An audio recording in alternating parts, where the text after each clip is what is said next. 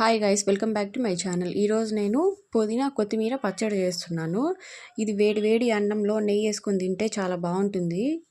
పుదీనా పచ్చడి చేయొచ్చు, అలానే కొత్తిమీర పచ్చడి సపరేట్గా చేసుకోవచ్చు. ఇలా కలిపి చేస్తే ఇంకా టేస్ట్ చాలా బాగుంటుంది. ఒకసారి మీరు కూడా ట్రై చేయండి. ఫస్ట్ ఇక్కడ అన్నీ రెడీగా పెట్టుకున్నాను. నెక్స్ట్ ప్యాన్లో ఆయిల్ వేసుకొని పోపు దినుసులు జీలకర్ర, శనగబ్యాడలు వేసుకోవాలి మనము.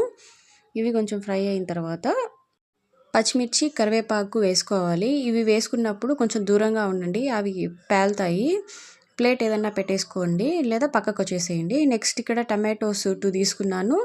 ఒక 5 or 6 వెల్లుల్లి తీసుకున్నాను. ఇక్కడ పసుపు, ఉప్పు కొద్దిగా వేసుకోవాలి. మనకి టేస్ట్కి తగ్గట్టు ఇవి వేసుకోవాలి. ఉప్పు అనేది ఇప్పుడు కొంచెం వేసుకున్న తర్వాత మనం గ్రైండ్ చేసేటప్పుడు కూడా కొద్దిగా వేసుకోవచ్చు. ఇవి బాగా మెత్తగా అయ్యేంత వరకు ఫ్రై చేసుకోవాలి. నెక్స్ట్ ఇక్కడ చింతపండు కొంచెం వేసుకోవాలి. ఈ చింతపండు వేసుకొని ఒక 2 minutes అట్లా ఫ్రై అయిన తర్వాత నీట్గా వాష్ చేసుకున్న కొత్తిమీర, పుదీనా కూడా యాడ్ చేసుకోవాలి. ఇట్లా మొత్తం మనము వాటర్ లేకుండా ఆయిల్లోనే మగ్గిచ్చేసుకోవచ్చు. ఇట్లా నీట్గా వాష్ చేసుకొని మనం ప్యాన్లో వేసేసుకోవాలి.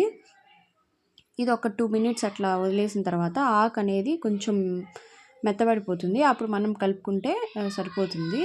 ఇట్లా ఈ విధంగా ఆ ఆకులో నుంచే వాటర్ వచ్చేస్తాయి, అవే బాగా కుక్ అయిపోతుంది. ఇట్లంతా బాగా మెత్తగా కుక్ అయిన తర్వాత దీన్ని మనం మిక్సీలో వేసుకొని గ్రైండ్ చేసుకోవచ్చు.